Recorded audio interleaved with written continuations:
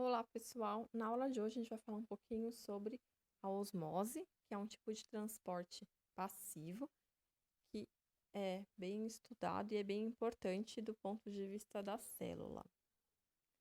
Quando a gente fala de transporte, a gente tem que lembrar então que eles acontecem pela membrana plasmática. A membrana plasmática é extremamente importante porque apenas depois do surgimento dela que foi possível que a célula se desenvolvesse, porque ela então isolou o meio interno do meio externo da célula.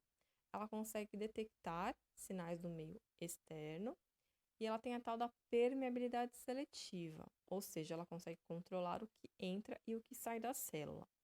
Ela faz isso pelos tipos de transportes que ela realiza. Então, ela pode realizar transportes onde a substância passa através dessa membrana diretamente, ou onde ela utiliza transportadores, como no caso de algumas proteínas, que elas servem como um canal por onde as substâncias passam. Então, a gente vai focar nos transportes passivos, em dois tipos, simples e na osmose. Os dois processos são bem similares, porque eles só ocorrem quando há diferença de concentração. E nesse caso, eles não gastam energia porque eles são transportes passivos, né? Eles não gastam o ATP.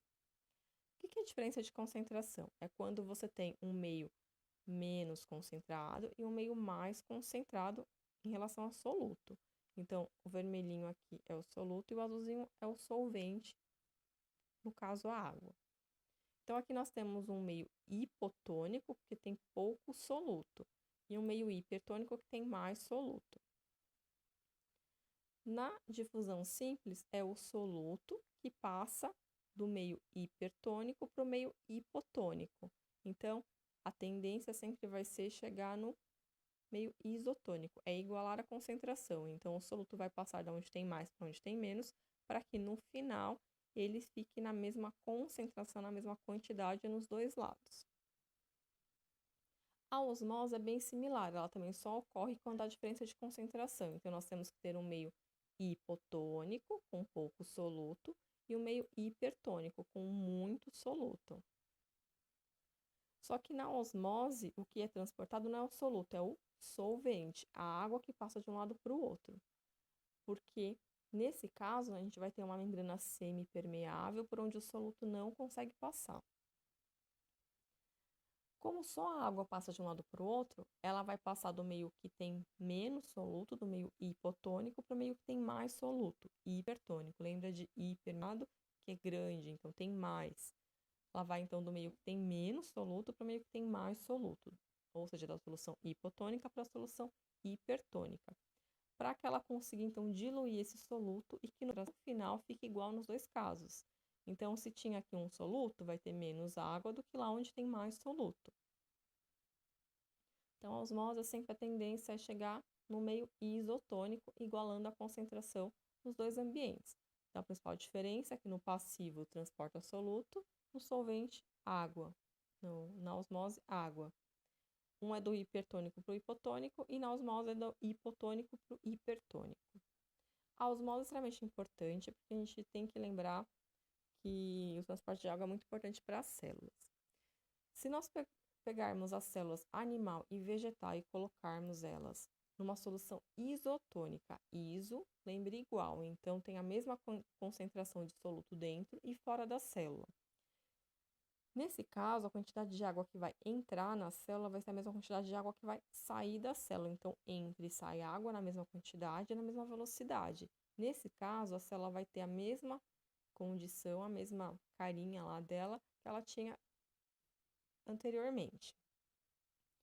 Já se você pega as células e coloca numa solução hipertônica, hiper tem muito, é uma solução com muito soluto. Por exemplo, se você pegar as células e colocar ela numa solução com sal, água com sal, vai ter muito sal, muito soluto.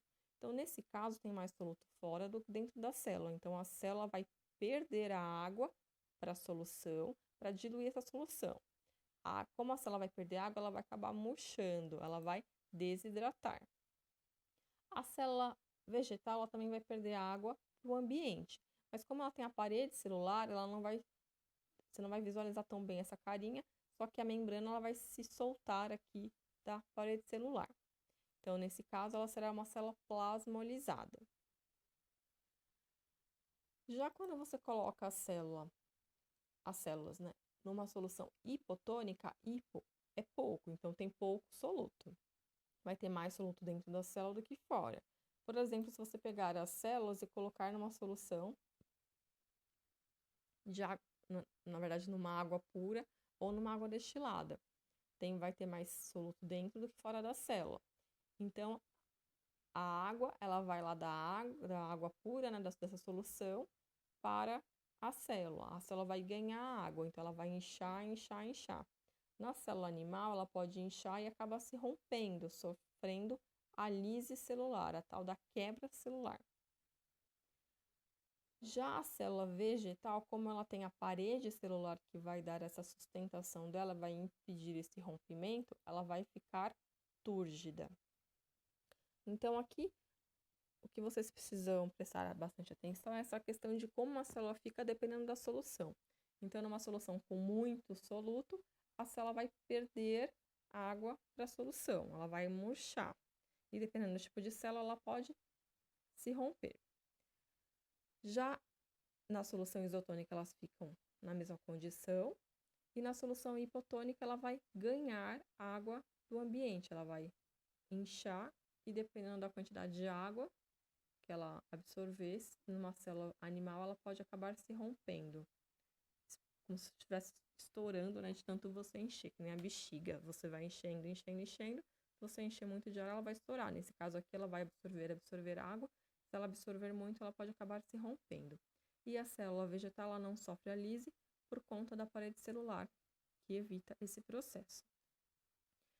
Então, nessa aula, nós podemos observar que a osmose é um tipo de transporte passivo, onde não há gasto de energia, não gasta ATP. Ele é um transporte de água, do solvente, para dentro e para fora da célula. E essa água ela vai passar sempre do meio hipotônico, do meio com pouco soluto, para o meio hipertônico, o meio que tem muito soluto, até que as duas soluções fiquem iguais, fiquem com a mesma concentração, se tornem soluções isotônicas. Bom, então era isso que eu queria trabalhar com vocês, dar uma aprofundadinha então nos transportes que nós já vimos no roteiro anterior. Espero que vocês tenham gostado da aula. Até mais, pessoal!